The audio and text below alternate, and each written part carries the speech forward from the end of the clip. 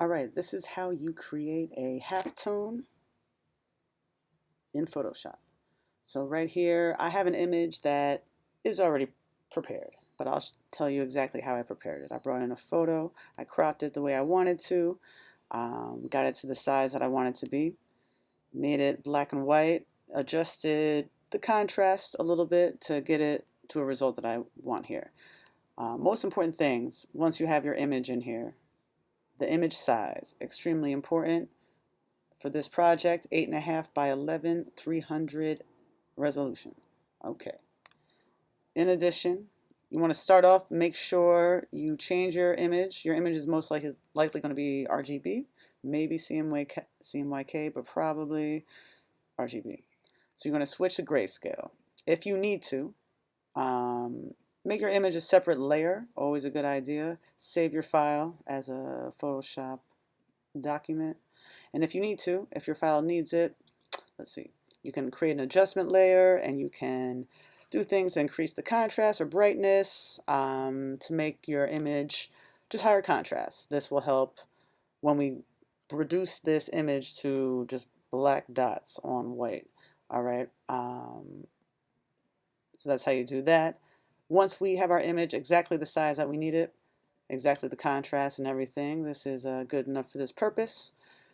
We're going to go to mode. Once again, we're going to go to bitmap. All right. We'll say okay. We'll flatten it. All right. Now, output 300 pixels per inch. We need that. Very important. The method is halftone screen. All right. Click OK. Now this, your defaults will very likely look a little different. I'm doing a frequency of 20 lines per inch. You could do a little bit more, but I would not go above 30. I think this is a safe amount. You'll still get a pretty detailed result. Angle, yes, you could play around with that, but for this project, we're doing 0. Angle is 0. Shape is round.